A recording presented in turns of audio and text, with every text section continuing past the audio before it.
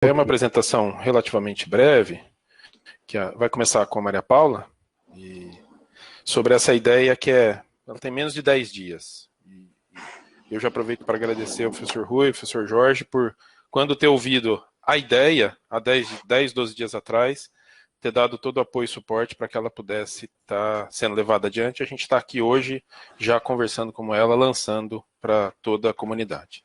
Vou passar a palavra para a Maria Paula. Bom, gente, bom dia. É bom ver vocês, mesmo que na telinha.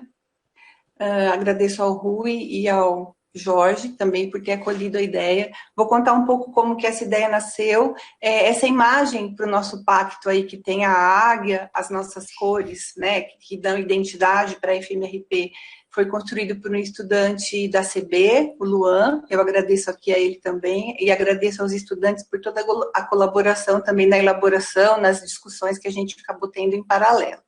Tá? Vou falar um pouquinho de como que nasceu o pacto. Vou pedir para o Valdes ir apresentando aí para mim, porque ele que está com a tela.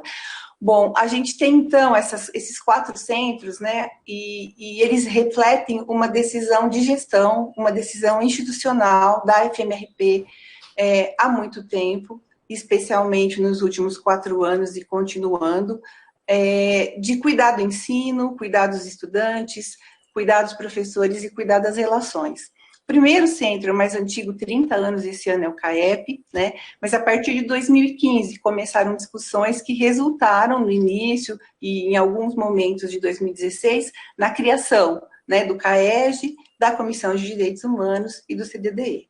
E a gente se integra e se cruza o tempo todo, todos os dias, a gente está se percebendo como muito unidos, porque temos muitas interfaces nas ações, esses 4 centros, e a gente está buscando cada vez mais essa integração. A ideia do pacto nasceu há menos de 10 dias, como o Valdes disse, numa reunião de consultores do CAEP. O Rodrigo colocou que essa coisa que todos estamos sentindo de estarmos todos no mesmo barco, né? O que isso significa? Significa que todos estamos tendo dificuldades para enfrentar, não só professores precisam de apoio e de instrumentalização, mas estudantes também precisam, funcionários também precisam, todos os atores desse cenário precisam de algum apoio. E aí, na discussão, o Vitor pensou nessa coisa de pacto, e isso foi tendo eco e foi refletindo nos outros centros, muitos já representados nessa reunião do CAEP, onde a ideia nasceu, e o professor Rui e o professor Jorge acolheram a ideia, né? Então, nossos agradecimentos aí à direção por ter acolhido, aceitado e compartilhado, né, desse mesmo sentimento, que é o sentimento da necessidade que temos de nos unir nesse momento para fazermos essa travessia. Pode passar, Valdes. Bom, e aí, assim, o que é, né? O que está na base do pacto, o que motivou as discussões que a gente tem tido, que vocês estão tendo também nos departamentos, que os estudantes estão tendo, que todos nós estamos tendo desde março, quando isso nos pegou, assim, de assalto, né? A gente está tendo que enfrentar esse desafio de nos adaptarmos a essa nova situação, né? Que tem um impacto enorme no nosso cotidiano de vida, de trabalho, porque nós somos chamados pela Universidade de São Paulo e estamos fazendo tudo o que podemos para atender o desafio de manter todas as nossas atividades de ensino, de pesquisa, de assistência e de gestão. E os desafios são diferentes em cada uma dessas áreas em que a gente tem que desenvolver nossas atividades, o tempo todo, simultaneamente, né? Então, nós estamos distantes fisicamente, mas nós estamos unidos, né, pelos nossos objetivos, por essas ações, por esses desafios, que são resumidos em continuar oferecendo uma formação profissional de qualidade, em estar atentos o tempo todo para a questão da equidade e da empatia, desse reconhecimento de que temos pontos em comum e singularidades, mas também temos diferenças, e desse esforço que todos nós estamos fazendo o tempo todo para manter a nossa saúde física e a nossa saúde mental. Então, no primeiro semestre, a gente dormiu dia 16 de março e acordou com esse susto de agora mudou tudo. Mudou tudo e a gente precisa continuar fazendo o que a gente sempre fez, com a qualidade que a gente sempre fez, né? E aí, o desafio agora é a gente entrar nesse segundo semestre, que já começou, né? Nem acabou o primeiro, a gente já está começando o segundo semestre, os desafios continuam postos, com um pouco mais de articulação, com um pouco mais de integração, com mais união, melhorando a comunicação, para a gente ter um segundo semestre melhor. É essa a ideia do pacto, né? Termos um semestre melhor. E aí, o que está na base desse pacto, né? É a gente lutar todo dia, se comprometer para ter uma maior e melhor integração, né? Nas diferentes instâncias, comissões, departamentos, nos centros, no setor acadêmico, no setor administrativo, todos os atores desse cenário, para que para nós, para todos nós, a gente tenha um acesso facilitado, um acesso imediato, sempre que necessário, a qualquer recurso que a gente precise e ao apoio para a gente continuar fazendo o que a gente faz e o que a gente sempre fez. E aí, para quê? A gente tem uma travessia para fazer, né? E o nosso maior patrimônio na comunidade FMRP, eu estou repetindo, porque essa ideia de comunidade é muito importante, a gente precisa reconhecer a nossa interdependência, né? Todos nós nos centros, nas diferentes instâncias e níveis, a gente compõe um todo, e esse todo é interdependente. Para a gente chegar no novo normal, né, no final dessa travessia, todos temos esperança de chegar lá melhores do que quando nós saímos da outra margem, a gente precisa estar junto, a gente precisa pactuar coisas, a gente precisa estar atento para poder fazer essa travessia em segurança e para sofrer o menos possível e para ter mais aquisições possíveis nesse período. E aí o nosso pacto, então, a proposta dele, né, é a gente reafirmar o nosso compromisso enquanto comunidade acadêmica com os valores da nossa instituição, que estão resumidos aqui, mas que também estão no Código de Ética da Universidade de São Paulo, e esses princípios aparecem nos regimentos, isso está conosco o tempo todo, né? Que valores são esses? A equidade, a tolerância, o respeito nas relações interpessoais, a cooperação e a solidariedade. Todos nós estamos precisando disso. E aí o pacto, ele está baseado também, né, o que a gente está querendo pactuar, são 7 compromissos, que durante todas as conversas que fomos fazendo ao longo desses 10 dias, nos pareceram ser os fundamentais, né? Então, apoio mútuo e diálogo, exercício diário para conversar e se apoiar, reflexão e trocas de experiências para que tudo que a gente está aprendendo a cada dia, a cada período, né, possa ser compartilhado.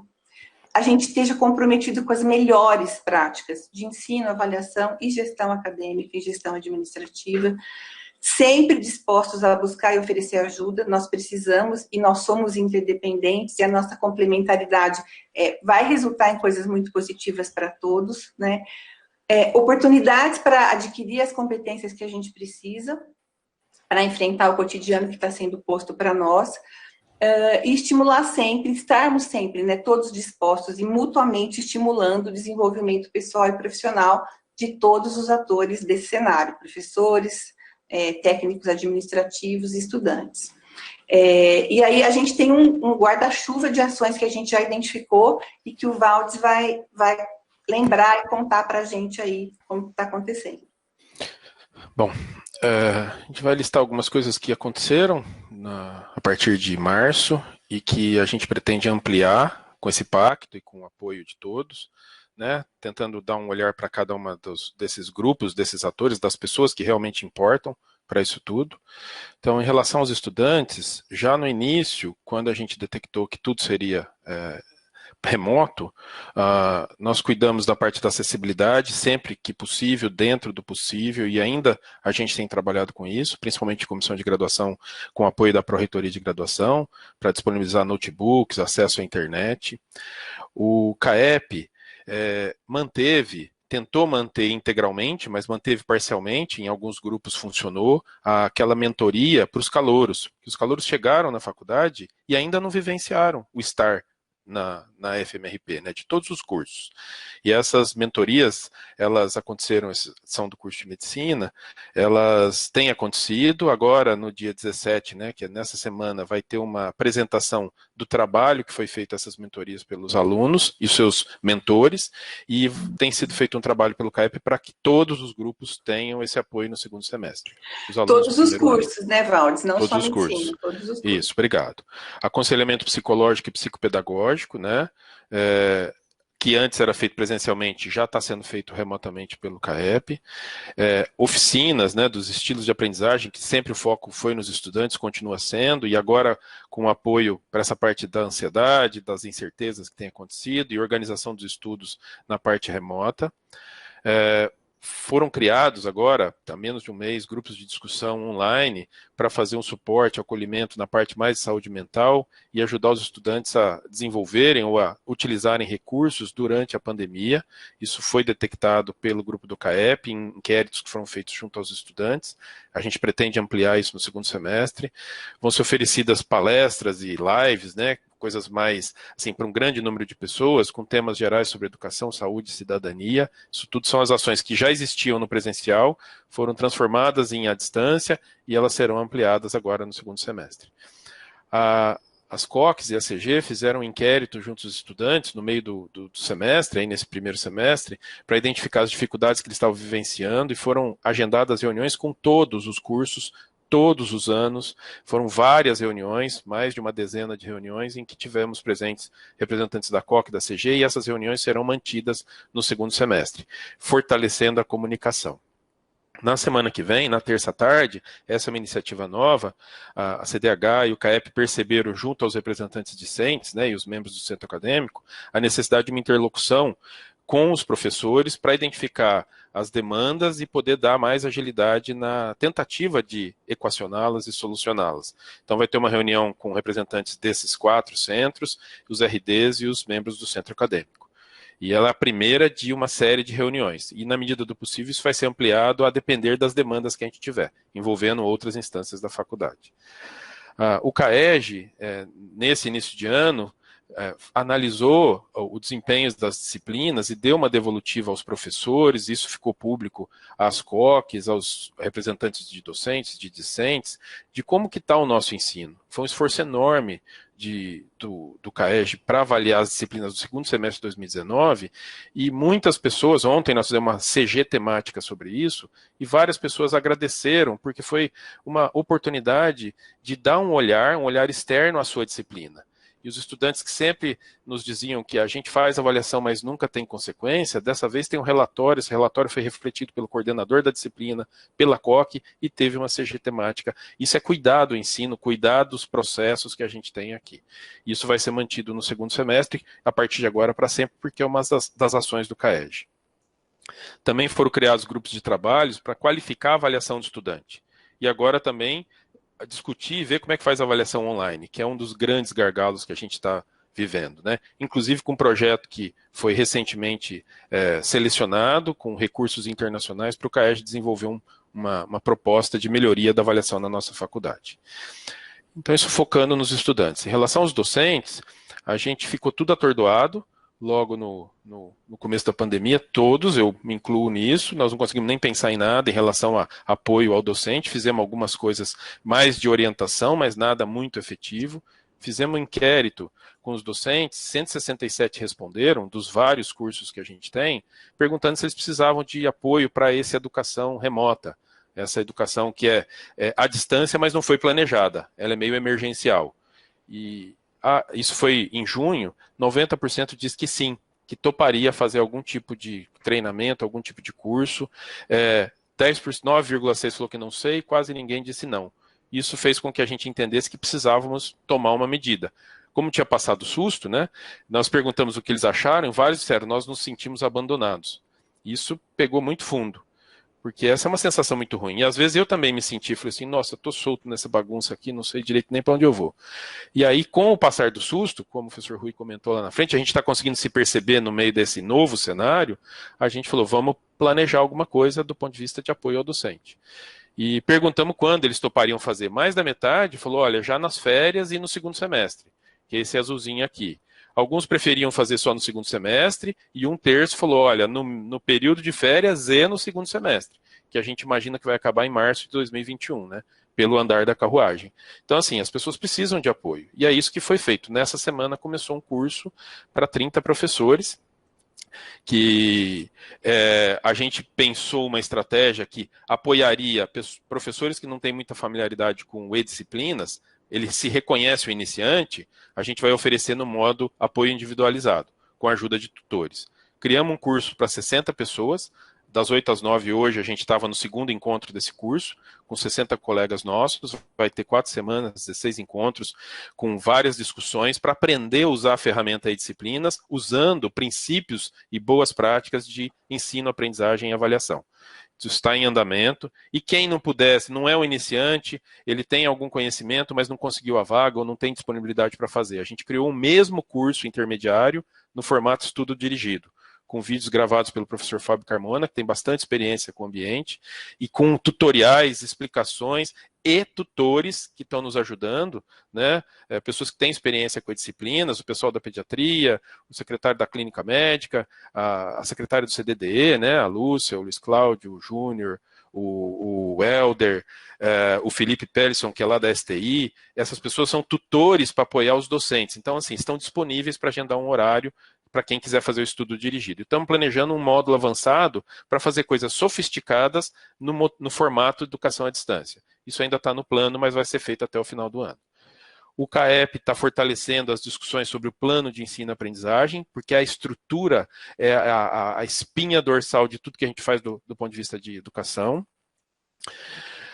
Não podíamos deixar de mencionar, né, essa interface, né, o HC, que é da FMRP USP, né, nós somos uma instituição só em todos os nossos ambientes de ensino e aprendizagem, né, que nós estamos muito próximos nesse período, especialmente os docentes clínicos e os médicos no enfrentamento da Covid, vários de nós aí de diferentes maneiras atuando todo esse período, residentes e estudantes de medicina, os internos, que estão recebendo supervisão desses docentes, que participam dos gabinetes de crise, dos grupos dos Key Doctors para poder discutir o que fazer e por onde ir, fortalecendo a comunicação.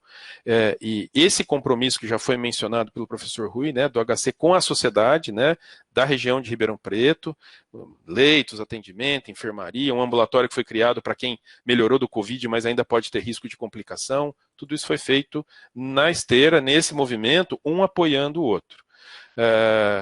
Essa questão do hospital, né, já ter disponibilizado, então todo mundo que está envolvido, que tem algum risco aqui, ele tem também o suporte do hospital. Se ele precisar de atendimento, exames por conta da questão da Covid, alguns já podem ter necessitado disso, tem uma área do hospital específica para poder atender essas pessoas, então ninguém se sente assim, não, eu estou me expondo, mas não tenho risco, equipamentos, e eu queria fazer um agradecimento especial aqui a todos os hospitais do complexo, porque a gente teve uma discussão muito importante num determinado momento crítico, se manteria ou não internato.